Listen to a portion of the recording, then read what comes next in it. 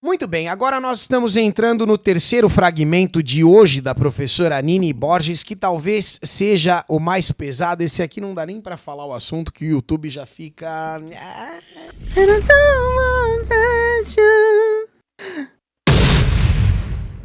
Então, olha, é pesadíssima a história, tá? 5 minutos sobre como nasceu a criança...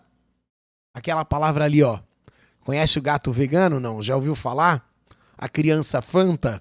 Como nasceu o termo criança trans? Pois é. A primeira vez que a indústria farmacêutica colocou as mãos no movimento LGBT foi durante a crise de AIDS dos anos 80.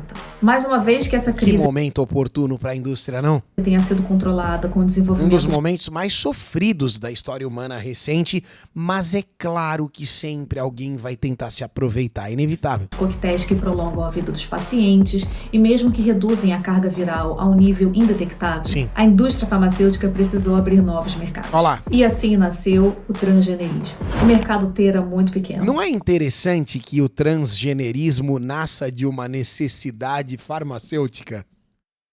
É interessante, não é? É no mínimo de deixar você assim, porra, encafifado, né, cara? Composto de pessoas intersexo, transexuais e travestis, com Ah lá. baixíssima incidência na população geral. Esse mercado de transição, com hormônios sexuais e cirurgia, era praticamente composto de homens que tinham travestismo e que lá pelos 40 anos, cansados de ficar usando a lingerie escondida da esposa quando ela saía de casa, resolviam que queriam tomar estrogênio e É se assim que começa esse mercado, você tá entendendo? feminilizar. Mas com a E repaginação assim, é inacreditável que isso tenha chegado nas crianças, mas olha o caminho. do termo transexual para transgênero, tudo mudou e um novo mercado se abriu. Ao se afastar de transexualidade, se afastam filosoficamente da ideia de transtorno Claro. e se aproximam da ideia de identidade de E gênero. tá perto da normalidade. É só mais uma forma do ser humano se enxergar. Não Desenvolve é mais uma questão sexual, é uma questão de identidade, entendeu?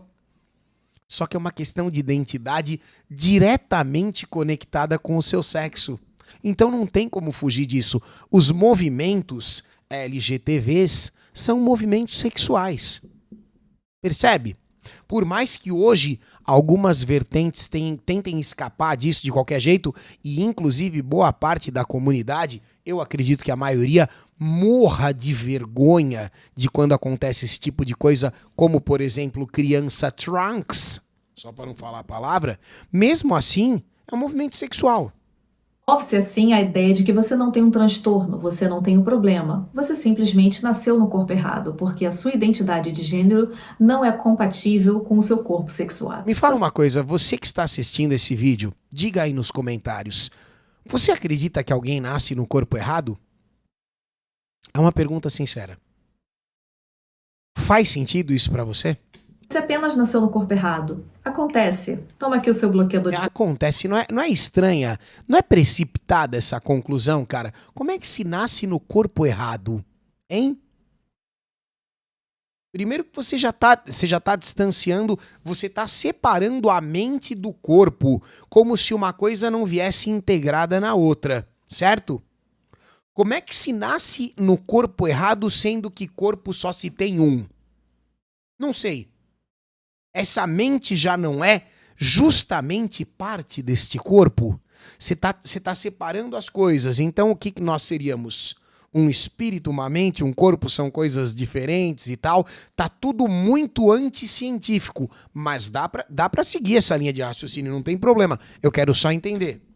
propriedade, toma aqui o seu estrogênio, toma aqui a sua testosterona. Ao eliminarem a palavra transexualidade e inserirem transgênero, eles também se afastam da palavra sexo, Olá. que é um marcador biológico que eles estão tentando apagar a qualquer custo, e se aproximam de gênero, que é um conceito sem bordas que pode significar qualquer coisa. Além disso, Aí, ó, subjetividade total. com a repaginação de transexual para transgênero, eles deram um toque pop, um toque moderno ao termo. E muitas pessoas foram levadas a crer que o seu desconforto identitário só poderia ser porque elas são trans. E se antes o demográfico era basicamente composto por homens com travestismo, tudo mudou e um novo mercado se abriu. Hoje, mesmo meninas e crianças se dizem trans. E os dados 14 anos, dupla mastectomia, você viu o vídeo? Tá no canal principal. É inacreditável, cara. Não mentem. A quantidade de meninas autistas dentro desse demográfico é assustadora. Elas são hoje a maioria, eu acredito, tá? Por quê? Porque elas vão com o vento. Elas realmente são muito influenciáveis, sacou? Então escutam essa coisa na internet. Outro vídeo importante que a gente fez no canal principal sobre a menina que abandonou, né? Se livrou da disforia de gênero quando a mãe cortou a internet. Parece uma piada, né? Mas esse caso é real. Nós temos o relato da própria menina. Eu fiz um vídeo sobre isso no canal principal, porque o que acontece? Ela tinha um grau, assim, relevante de autismo, ok? Assim como o pai dela, só que pai e mãe divorciado. Resumindo pra você rapidinho, tá? Ela começou a acessar muito a internet e encontrar informação sobre transgenerismo e esse tipo de coisa e bababá. E ela cismou que ela escolheu um nome masculino pra si. Mãe dela, old school, ficou revoltada, ficou brava, brigou com a menina, não deixou mais ela acessar a internet e mandou ela pra fazenda com o pai, que vivia uma vida de isolamento total. Na fazenda, enquanto ela estava com o pai, também autista, ok? Não havia nenhum acesso à internet e o pai sequer conversava com ela sobre esse assunto. No período de 1 mês, sem internet e sem falar do assunto, ela foi resetada as configurações de fábrica. Você não precisa acreditar. Isso é a história da menina. É ela que te conta. É ela que te fala. Ela apertou o botãozinho de default aqui, ó, na nuca dela. Foi apertado pela entidade divina. Você entendeu? Ela simplesmente parou com toda aquela conversa e voltou a entender que ela era uma menina. Olha que loucura isso, cara. Mas desculpa, dá uma olhada nesse vídeo depois, tá no canal principal. Deixa a professora falar. Pessoas com transtorno do espectro autista, pessoas com transtorno borderline, pessoas com transtornos alimentares, pessoas com transtornos de ansiedade, Olha lá. traumas diversos. Todas essas pessoas foram levadas a crer que elas nasceram no corpo errado, mas a disforia que elas experimentavam... E assim, quando na adolescência, principalmente nos Estados Unidos, imediatamente após essa detecção, a pessoa já é enfiada numa terapia hormonal, ok? Quando é pega com 12, 13 anos, toma os puberty blockers lá, bloqueadores de puberdade, que nem aconteceu com a menina do Billboard Crazy, entre, nossa, incontáveis casos, tá? Eles já fodem a adolescência da pessoa ali, já proporcionam a ela um bloqueio que é irrecuperável. Depois não tem como ter a puberdade de novo depois que você já se fudeu. Ah, agora eu desisti, tô com 20 anos, vou passar pela... Já era. Não passa mais, entendeu?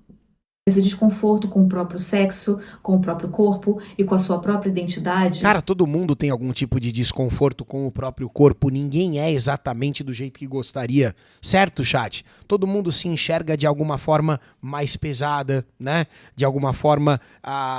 todo mundo se diminui o tempo todo, sabe? Não é uma questão de estar no corpo errado, é uma questão de que a gente realmente vive insatisfeito com alguma coisa relacionada ao nosso corpo. Só que aí, dependendo do espectro que a pessoa se encontra, a gente pode estar falando de autismo, a gente pode estar falando de trauma, que nem ela falou, a pessoa tem uma tendência a rejeitar o corpo ainda mais, sacou? Em um nível ainda mais grave. Tinha explicação nesses problemas, nessas comorbidades, que não são investigadas a favor de uma narrativa, de um diagnóstico de que ela deve ter nascido, então, no corpo errado. É isso aí. E assim o mercado T foi expandido. Antes, com um grupo minúsculo de homens contra a gente tá pra fazer um vídeo a respeito daquela menina ali que tá na capa daquela revista, tá? Esse vídeo deve sair no canal principal ainda essa semana. Ela foi capa da National Geographic, acho que em 2017. E era esse absurdo aí que vocês estão vendo, né? É um menino biológico tido como uma menina trans. Essa menina ou menino cresceu. E vocês têm que ver como é que essa história tá hoje em dia, tá? É inacreditável. É inacreditável o que fizeram com esse ser humano, que inclusive foi ali tema, né? foi motivo de toda essa conversa 6, 7 anos atrás. A gente vai cobrir essa história, vai aparecer no canal principal ainda essa semana. Travestismo hoje inclui até mesmo crianças e meninas. Qualquer pessoa hoje pode ser trans, inclusive grupos que historicamente não fazem parte do grupo que procurava clínicas de identidade de gênero. A questão é se eles se afastaram filosoficamente da ideia de transtorno e se apresentaram e introduziram uma ideia de identidade de gênero, então as pessoas nasceram assim. É isso aí. Bem, todo adulto já foi criança, então eles precisaram emplacar a ideia de que crianças trans existem, porque se adultos trans existem, eles já foram crianças um dia. O transgenerismo foi um movimento socialmente fabricado, que hoje inclui grupos que historicamente nunca fizeram parte do perfil demográfico original. É um fenômeno que tem sido empurrado de cima para baixo por grupos Cara, isso aqui dá vontade de chorar.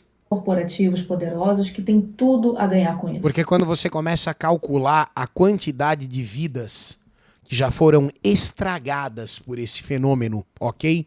Porque é muito difícil de recuperar depois. Vidas destruídas por esse fenômeno.